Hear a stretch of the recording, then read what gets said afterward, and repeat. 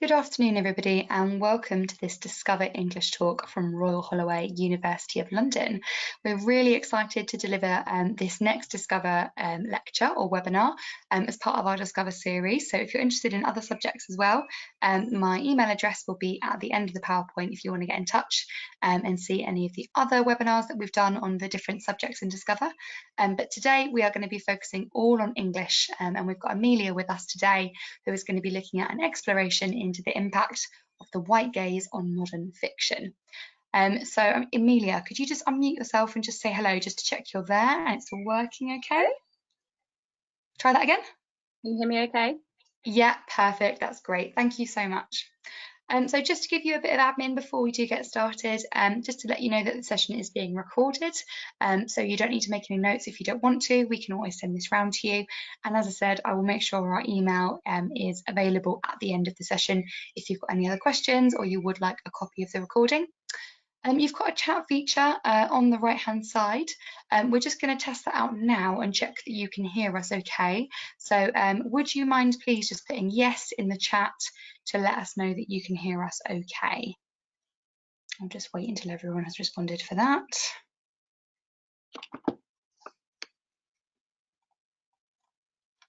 Getting it all, yeah, okay, fantastic, brilliant. That sounds good to me. Okay, if you do have any problems with audio or anything, just log back out and log back in again, but most of the time that should be absolutely fine. The last thing just to say, apologies if you can hear the aeroplane going over my house. And aside from that, feel free to ask questions and get involved with the activities as we are doing the session today. It's going to be fairly interactive, so please do get involved if you can. We are going to have some time for Q&A at the end of the session, so if you've got any kind of burning questions for Amelia then, either about English or Royal Holloway or uni in general, if you could try and save them until the end, that would be wonderful, and we'll make sure that all of your questions get answered. Okay, so Amelia, I'm going to pass over to you and I'm going to mute myself. Oh, sorry, last thing to say, just whilst I remember, if you are asking any questions or getting involved with any activities, please do press type your message to all or entire audience instead of organisers only, and then all of us can see that. That would be great. Okay, Amelia, I'm going to pass over to you. Thank you very much. Hello, good afternoon. So I'm Amelia, I'm a second year English student, and I'm going to be discussing the white gaze on modern fiction, as well as telling you a little bit about Royal Holloway and what life is like at university, and some information about doing an English degree. So this particular topic, as Alice just informed you, is really quite important to me because I'm from a multiracial household, and a couple of months ago, my sister came to visit me and she was just looking for something to read while I was on a call, and she just made a comment about my bookshelf, and she said, God, like your bookshelf is really whitewashed, like how come you don't study like more multiracial fiction? And then it got me into thinking about some statistics and like how actually important this is. So I thought I'd deliver a talk just to kind of open everybody's eyes about how important this is to discuss. So a little bit about Royal Holloway. So Royal Holloway is based in Egham, so this is just outside of London.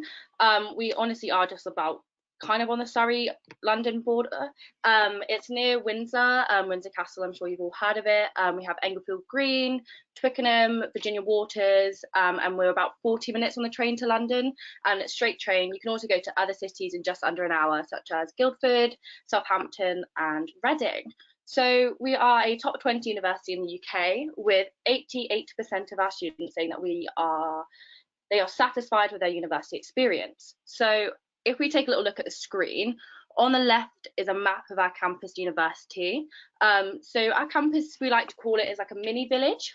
So it's where you live, where you meet your friends, where you do sports, you go to the shop, you attend the lectures and socials. So campus university is a little bit different to a city university. So in a city university, the buildings would be spread across the city and you'd have to commute between lectures. An example of this is Bristol University, if you've ever been. But at Royal Holloway, you can basically walk everywhere in about 20 to 25 minutes, depending on like the pace of walk and if you take the more scenic route. So on the map, you can see different colours. So the purple is the halls of residence. We have a wide range of accommodation from self-catered. So self-catered kind of means where you have your own kitchen and your morning and evening meals are cooked for. Then there's other options so we have lots of different options. So you can have a double bed, a single bed, an ensuite, or a shared bathroom.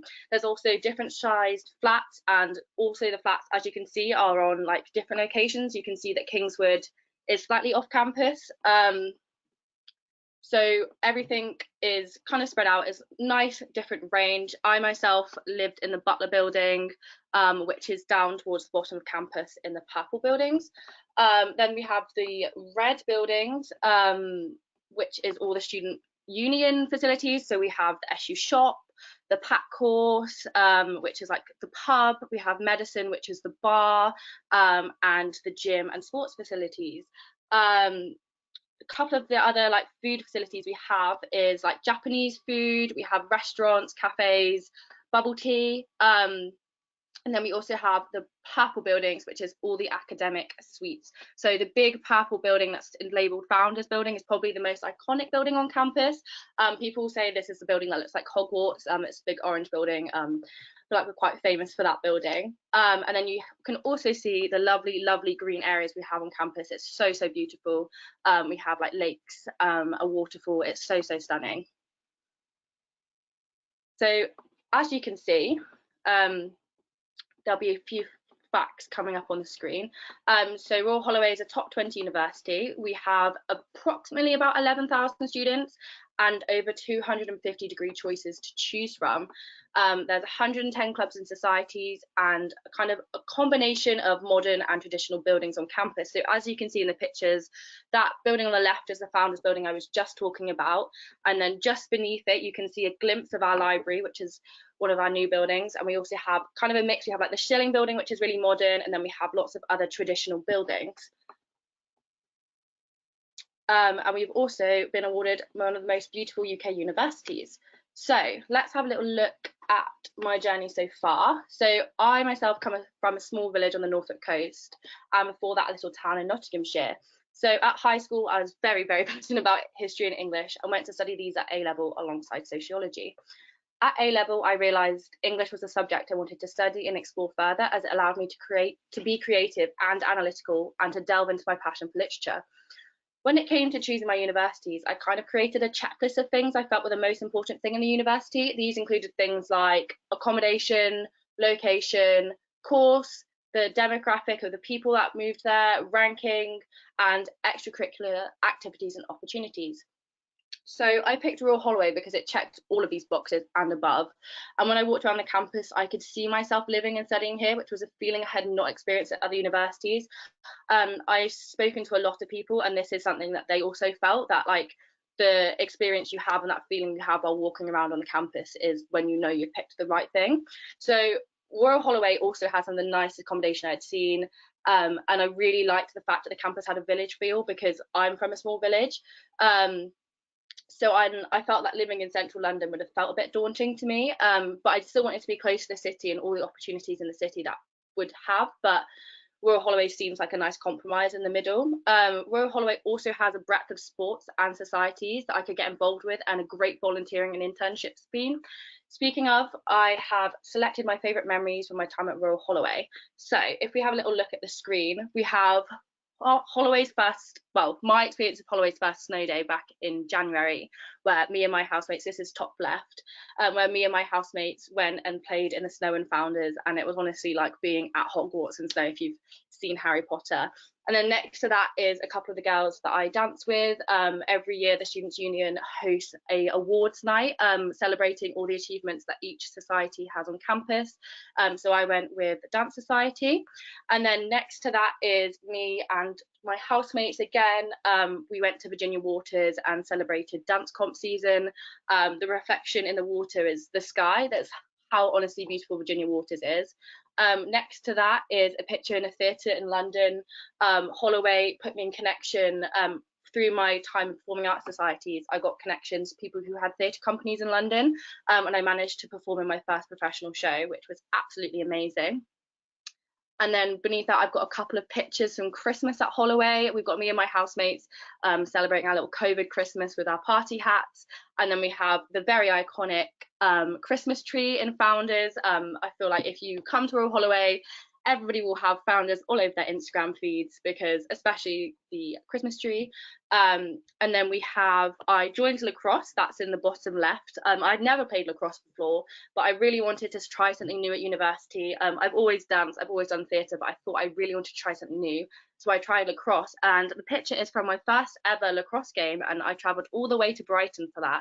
And it's so exciting. If you join a sports team, you get to go to all the different universities across the country and play in bucks. And then next to that, there's two kind of pictures of, looks very daunting for COVID time, but this was in my first year. The bottom one is after Legally Blonde, which was the first show I did at university, and behind that is when we did Joseph in 48 hours. So when I was looking at English courses, I wanted to be able to explore as many different time periods and genres as possible, as well as kind of looking into the successful rates of English graduates from kind of lots of different universities, and kind of what these graduates then went on to do. So Royal Holloway English stood out to me due to the modules it offered. I was intrigued by the dystopian literature and children's literature modules, because they were the kind of things that I was reading or had read in my spare time, as well as a number of opportunities available to study my favourite authors and the time periods through kind of like a dissertation or a special project in my final year. So I'm going to go on to talk about an exploration into the impact of the white gaze on modern fiction. To kind of get you all thinking about the themes that will be discussed in this presentation, I want you to take 1 minute to have a think about a book you read where POC was the main protagonist in the novel. Once the time is up, please pop the names of these books in the chat. It's so lovely I can share them out and let you know. So if I start a timer now, and if you have 1 minute to have a little think, starting it now.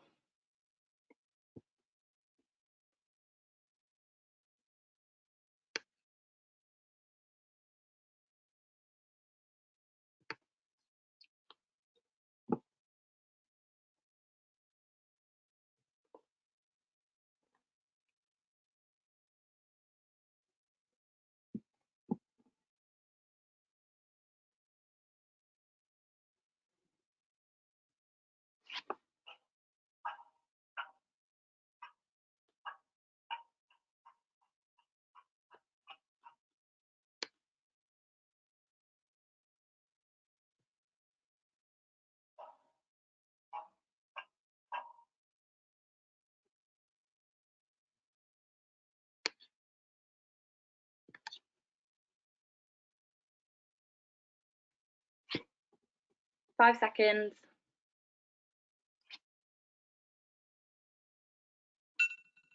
Don't know if you just heard that, but that was time is up. So if you would like to pop those in the chat, if you feel comfortable doing so, it'd be so lovely to see if there was any more books that I perhaps haven't read or thought of, because I really want to read more on this topic. So if you feel comfortable to, please pop them in the chat.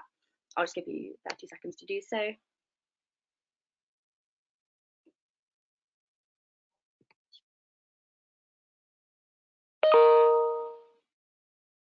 So we've just had The Kite Runner. I have not read this, so I will be adding that one to my reading list. Whilst people are typing those, I will go on to talk about some of the books that I have read recently where there's a POC character as the main protagonist. Oh, I've just seen To All the Boys I've Loved Before. I have read that. That is a great book. So I've read recently Toni Morrison's The Bluest Eye.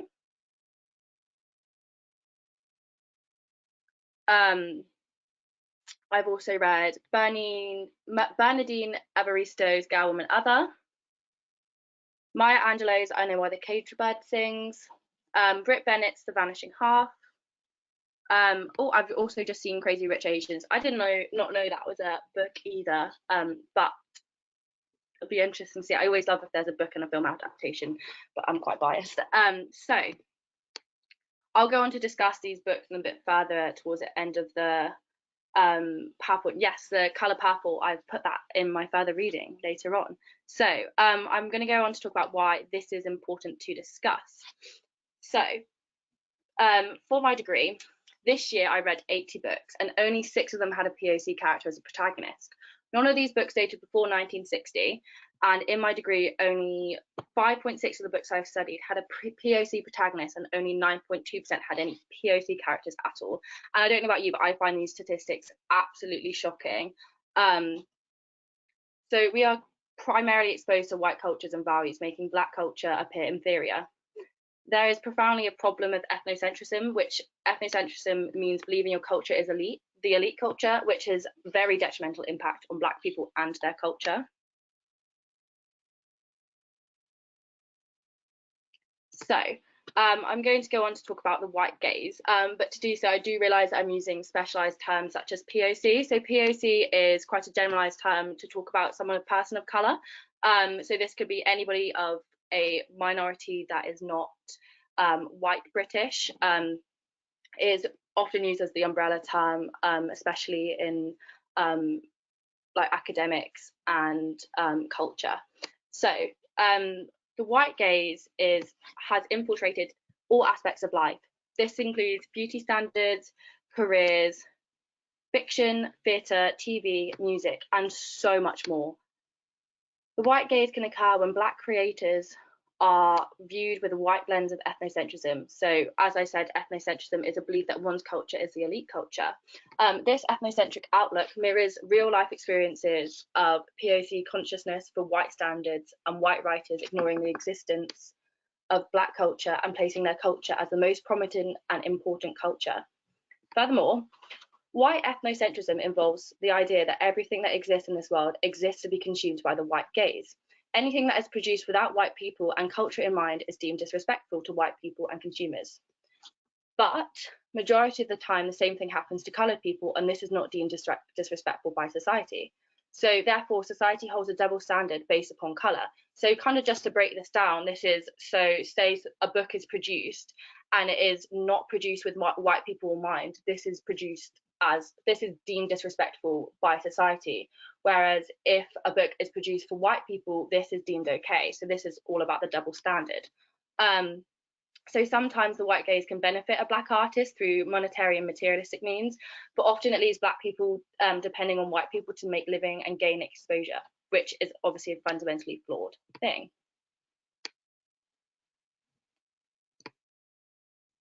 So how should a white person consume Black culture? A white person can appreciate Black works, but they cannot demand content from Black creators, especially a demand for the creator to change the style or themes.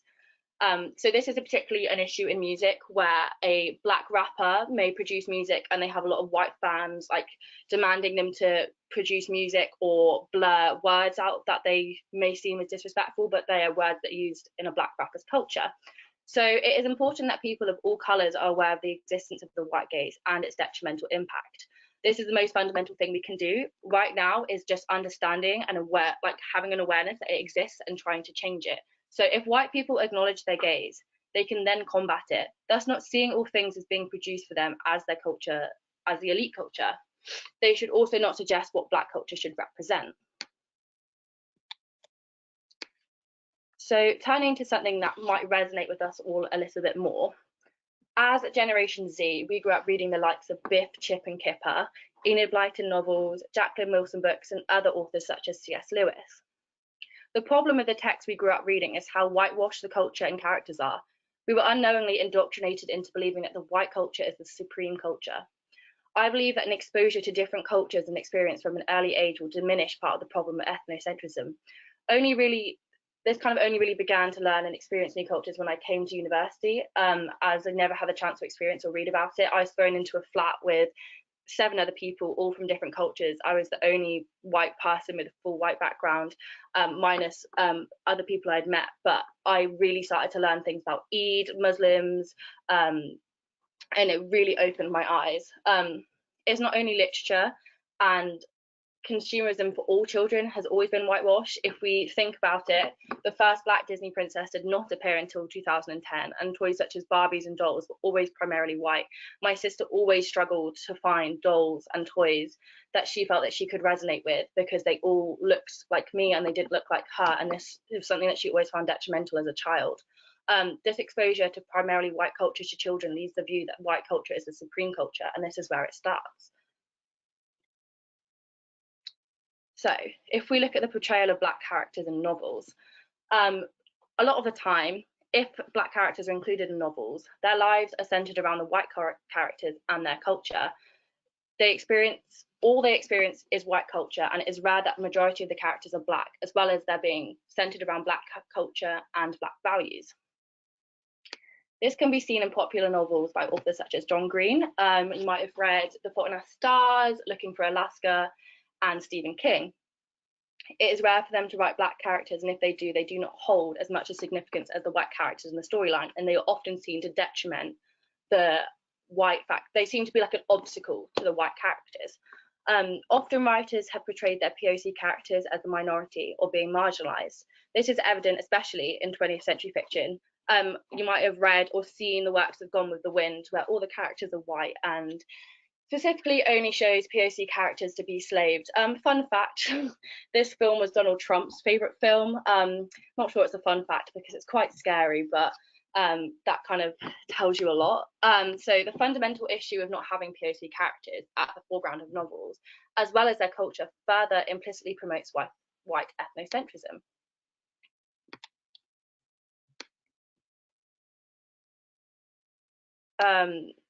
So I feel I've chosen these two books because I feel like their adaptations and their novels are very popular. So the larger problem can be seen through adaptations of books where the casting director has had the opportunity to cast race blind but still cast primarily white actors. So just to talk about this a little bit more, when you cast a show, a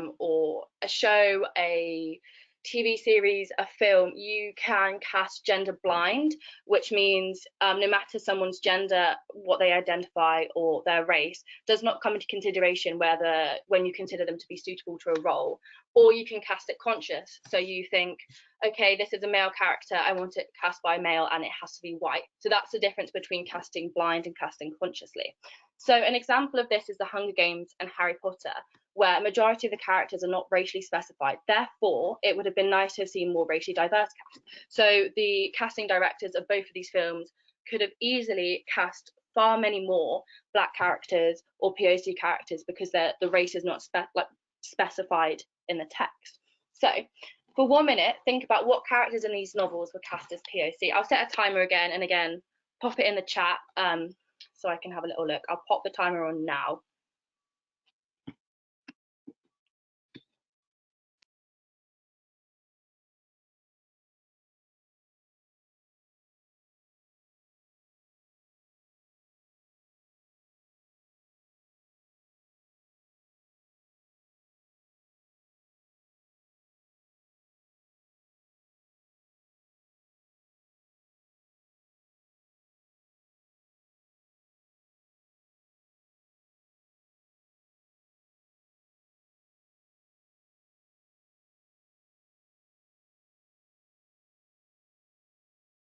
Over halfway.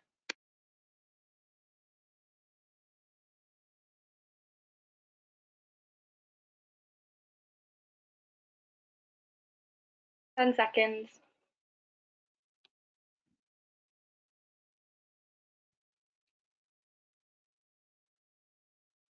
Right, time is up. So if you want to pop some of these, oh, perfect. So I've just had Rue in The Hunger Games, Dean Thomas, the Patel sisters, and Kingsley Shacklebolt. So perfect. Cho Chang, yep.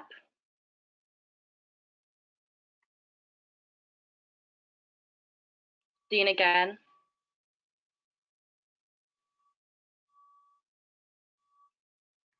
Just give it 30 more seconds and then.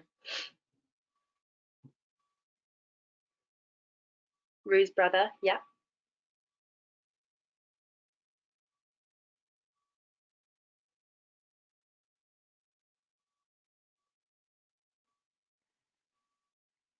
Yeah. So, just to delve into this, thank you all for popping those in the chat. So, yeah, Rue and Thrush and their families are probably the only people that really stand out to you in the Hunger Games as being Black, and in Harry Potter, very, very famous ones are Cho Chang and Dean. So with this in mind, we're going to look at the outrage at Rue and Thresh and Cinna being black in Hunger Games. So here is a quote I found from a forum dedicated to the hatred of the black castings. So why did the producer make all the good characters black? So yeah, this shows white ethnocentrism, as the trolls believe that the best characters are entitled to being white out of principle. So this shows my point about people believing that if it's not made for them, then it's rude. So they thought that Rue was such a good character and she was so lovely, and how dare the producer make her black, because that takes away with how lovely she is. And a lot of people were disheartened to see the casting decision to cast the larger roles as POC, and everyone thought this was an outrage. Despite this, only 2 out of 24 tributes were cast as POC. Therefore, only 8% of the main characters were cast as POC. So, for me, it's kind of a question of the outrage at the lack of diversity rather than an attempt at it. This is the kind of thing that needs to change. So people's outlook is, oh, how dare they cast people as POC? But it should be, how dare they not cast more people as POC? So furthermore, looking at J.K. Rowling, she uses racial stereotypes in her Harry Potter series. The main characters, the professors and friends, are mostly white, meaning there's no representation of the minorities in her books. If we look at characters, like you guys have said in the chat, as Dean Thomas, Cho Chang, the Patel sisters, Lee Jordan, Kingsley Shacklebolt, they're people of colour, and although they have similar roles in Harry's story, they aren't written fully, not like the white characters and actors. The truth is, JK is pushing these people of colour aside and making them flawed human beings. She also diminishes their significance through their flaws and by making them obstacle to the main characters and them leaving them to be either hated or forgotten. If we think about it, Cho Chang is very racially stereotyped, and she's seen as a way of Ginny and Harry not being able to be together, and they all seem to be an obstacle to Harry or an inconvenience to his friends, therefore kind of diminishing their importance and kind of leading us to hate them or forget about them. So this whitewashing and diminishing the importance of black characters further highlights the ethnocentrism and the problem. So is the situation improving? So more children's books are being released with POC characters such as Hair Love, Blackberry Blue.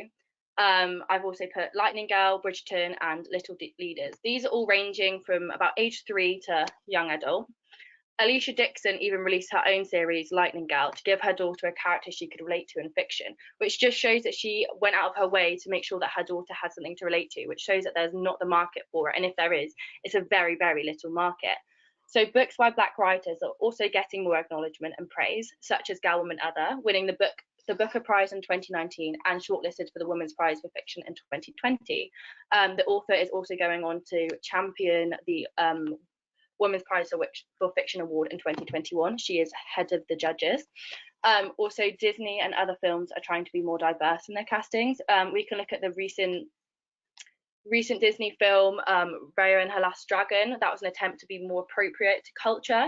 We also have the recent TV series Bridgerton, which is praised for its diverse casting choices. However, these things are all being met with backlash. For one, I write on a writing forum called Medium, and there's multiple articles, very sadly, about the outrage at the Duke being black, which I think is absolutely ridiculous. So the fact that these are all being met with backlash shows how much white ethnocentrism is still a profound problem, despite people trying to go out of their way and improve it. So what can we do? So we can consume more black writing. As I've had you all thinking about what books you've read, we can consume writing by authors who are black, even white authors who write black characters and write about black experience, but primarily authors who are black. We can educate ourselves on black culture. We can do this through literature. We can do this through documentaries. There's some incredible documentaries on Netflix, such as Malcolm X. We can write black characters into our fiction. So if you're interested in creative writing, maybe think about looking into black culture, educating yourselves on this, and maybe thinking about making sure that white culture is not the most prominent part of your writing. Don't demonize them in your writing, but make sure they are celebrated and prominent. Don't take a leaf out of J.K. Rowling's book. So we can, most importantly, we can learn and acknowledge the existence of the white gaze and its impact, and we can actively try and combat it. So I don't know if I put another activity on this slide. Yes, so we've got another activity. So 1 minute if you can think of ways to improve the situation. Hopefully this will get all of your brains thinking about how we can try and combat the situation together. So I'm going to set the timer again for 1 more minute.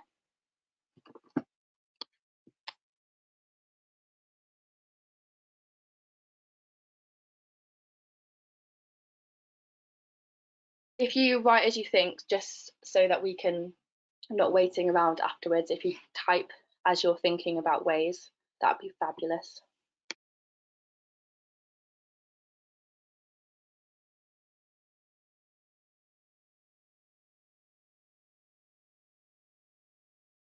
That's 30 seconds.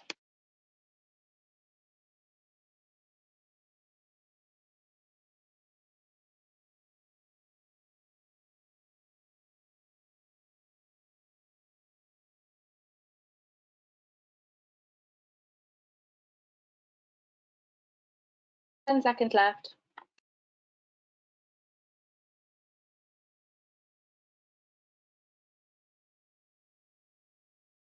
Oh, that's time up. So we've had come through.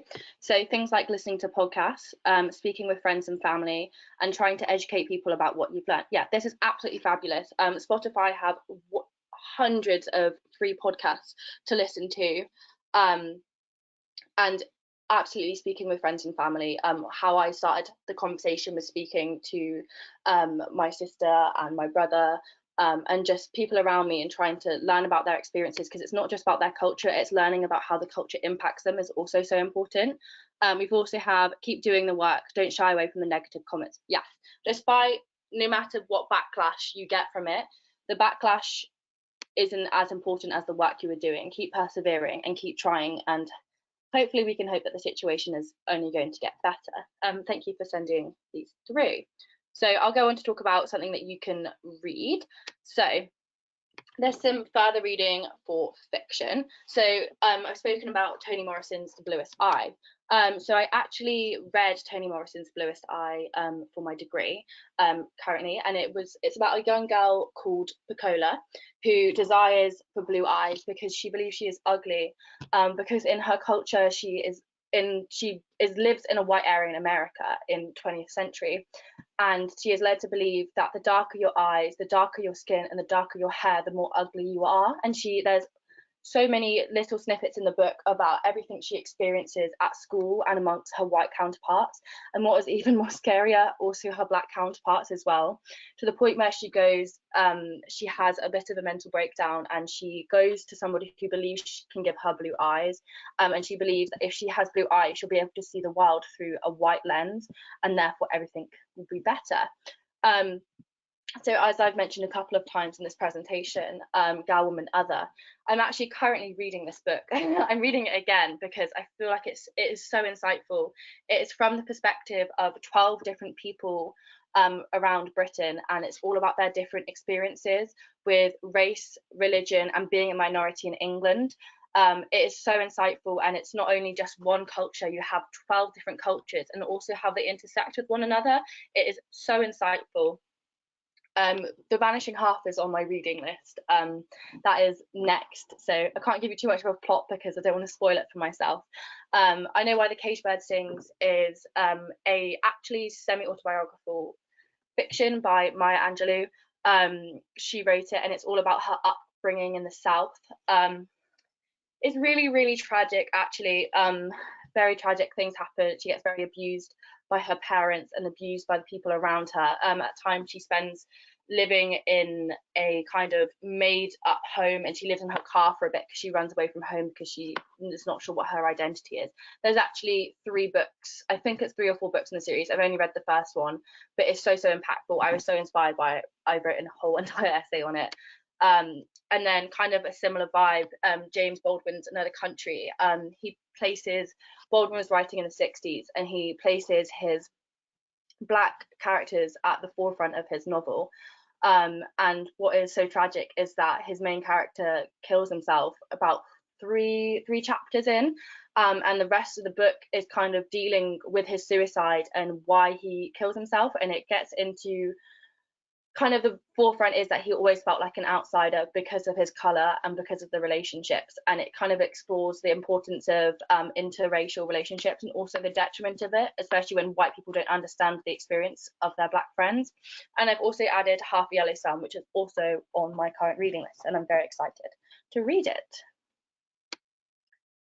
So I've added some non-fiction reading on here. A couple of these were recommended to me by friends. So we have Surviving the White Gaze by Rebecca Carroll. We have a documentary about Toni Morrison. So Toni Morrison is the author of The Bluest Eye, and this is all about a documentary about how they came to write the book, their experiences in informing them writing the book, and all of this. I also have Why I'm No Longer Talking to White People About Race. I feel like this is quite a popular one in terms of it was recommended to a lot of people during the BLM movement last year. This was something that I was recommended to read last year to help inform me on the situation. We also have The Woman Warrior and Me and White Supremacy, and they all just kind of inform, all of these readings will inform about the impact of white ethnocentrism and kind of what we can do to combat that. So kind of going to talk on about my degree a little bit more. So on the screen is a breakdown of each module I've taken so far in my first 2 years, as well as the modules I'll be taking in my final year next year. So in my first year of an English degree at Royal Holloway, all modules, so in every kind of course at Royal Holloway has different requirements, and some courses such as liberal arts, you can pick all of your modules, but for an English degree at Royal Holloway, all of your modules in first year are compulsory. So these modules kind of ensure a foundation for all aspects of English and all time periods and genres, and allows you to develop skills from that kind of build you from those A-level skills to critical degree level skills. So you can see that I studied reorientating the novel, which is kind of looking at novels that you might not necessarily have looked at A-level, and if you have, I'll be looking at them in a broader depth and kind of taking different spins and looking at darker themes. We have Literature in Crisis. This module looks at lots of different things. We start off looking at literature in the apocalypse. We have literature in the Civil War, politics in literature. So it's all about how in times of crisis people produce books and how this is represented in fiction and in poetry. And then we have Shakespeare. This is obviously compulsory. There's also, if you do some joint honours course, Shakespeare also becomes compulsory. He is obviously very big in the canon. You study a different Shakespeare text each week, which is really insightful, looking at a lot of works that I never looked at A-level, as you only usually look at one in depth. And then Thinking as a Critic is not as a novel heavy module. It's more looking at how to use those secondary sources, break them down, and how you would use these secondary sources to inform your essays. So at degree level, it's not just reading an essay, highlighting it, writing an essay on the quotes and the themes. You need to do further reading. So this is the secondary reading where you find critical thoughts on it. So you might have there's stuff like Roland Barthes' The Death of the Author, and how it all informs a critical perspective, which is so integral to a degree level essay. And then we have Medieval Literature, which looks at Old and Middle English. So it kind of goes through the grammar of this, translation, just informing you of how the English language has developed over time. Royal Holloway believed, the English department believed, that this is such an integral module in informing that you have such a well-rounded knowledge of the English language. And then we have poetry, where we study kind of different themes each week, and then 4 or 5 poems each week. So this was my first year. In my second year, you were allowed to pick, as it was all optional per se. So in both your second and third years, you can pick all your modules as long as you take 120 credits per year. So to kind of explain, I've put next to my modules, so this was worth 30 credits. 30 credits for English means that you study something for 2 terms, and you get kind of 15 credits per term. and then 15 credits is something you only study for 1 term. So for me, I wanted to make sure I was studying lots of different genres and lots of different authors. And I'm also a very indecisive person. So for me, this was fabulous. So I decided to take one 30-credit module, which was the American century. And this was looking at 20th century America. And we looked at women's writing, we looked at the South and West, we looked at American outsiders, and we also looked at the Harlem Renaissance. And this is where a lot of the books, such as The Bluest Eye, I Know Why the Cage Bird Sings, this is where I read all about them. It was absolutely amazing module, looking at all the different experiences. I fully recommend if you come to Royal Holloway. And then we have Strange Fictions, which was kind of a slightly compulsory module. So for a single honours student, you have to kind of fulfill a certain amount of degree requirements in order to graduate.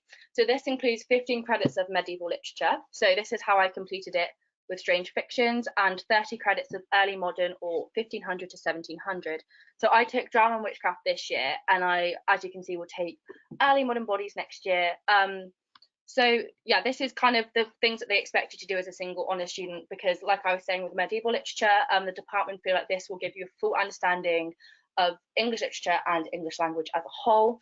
I'd have to say my favourite module this year is perhaps the American Dystopias module, only because I managed to write my final essay on the Hunger Games and the Hunger Games film adaptations, as well as the Handmaid's Tale. So it was kind of just like 12-year-old me was screaming inside that I was writing an essay on the Hunger Games. So that was very fun. So as you can see, I am taking a dissertation next year, but it is not compulsory to complete a dissertation in your final year, but you must complete some kind of in-depth studies. So I'm also, might be slightly crazy, doing 2 other in-depth studies. So children's literature is classified as a special topic, but this is something I really, really wanted to do. Or you can do a special author, stuff on authors such as Oscar Wilde, Dickens, the Bronte sisters, and then you can, The Girl in the Book is also a special topic. But yeah, as you can see, there's such a broad range, and there's so many modules on offer. This is only such a niche group of them, especially in my 2nd and 3rd year modules, because I've picked them all. There's so many, there's such as things as like Age of Oppositions, you can do like digital, anything you have an interest in, any time period, any genre, there will be a module to cover it, maybe even 2. Early modern bodies, there's like 3 other courses that are very similar to that. So if we then go on to look at possible careers. So on the screen, you can see many a career. So we have digital copywriter, we have lexicographer, we have private tutor, web content manager, advertising copywriter, educating consultant, marketing executive, primary school teacher, social media manager, editorial assistant, magazine journalist, publishing writer, archivist, information officer, media researcher, public relations officer, teacher, English as a foreign language teacher, newspaper journalist, and then lots of others, as you can see. So kind of for me, through this list, I actually want to be a publisher. So my main goal at the end of my degree next year, I'll be going into, hopefully I'm going to apply to do a master's in publishing and creative writing. I plan to move into central London, and I have managed to secure myself a placement this year in publishing. It's not obviously compulsory, but especially with an English degree, we do, like, it is recommended that you try and get placements or go on to a master's to do something a bit more specific, especially for things like teaching, or something like publishing, where they kind of like you to hone specific skills. So just to end the talk, we're going to do a little Q&A. Feel free to, again, use the chat function to pop your questions in. I'll do my best to answer them. You can ask me any questions about my talk, or anything about Royal Holloway, or anything about university. So feel free to just pop those in the chat. Just whilst we are waiting for any questions to come in, just to say, when you do eventually log off this webinar, there will be a very short survey. We'd be really grateful if you could fill that out, please. Whilst people are thinking about questions, Amelia, I'm going to ask you one. Why did you choose Royal Holloway over any other university that you kind of had on your radar? So I actually was looking at my kind of top 2 universities that I was choosing between were actually Exeter and Royal Holloway. I kind of came to, I feel like my parents kept asking me, oh, which one are you going to choose? Which one are you going to choose? And I was like, let me make the decision myself. And I kind of like nested on it for like a couple of weeks. And I came to choose Royal Holloway over Exeter because I prefer the accommodation. I got such a vibe at Royal Holloway that I was walking around. I was like, yeah, I could see myself walking around here every day.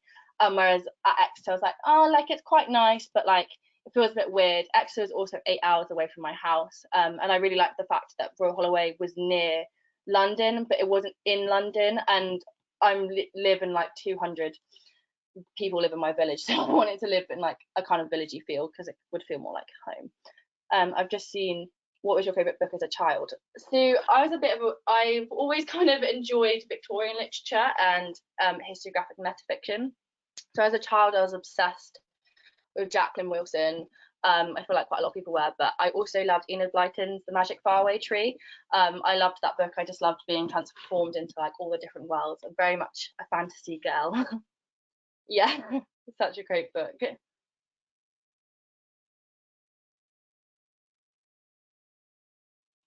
I prefer halls or my house?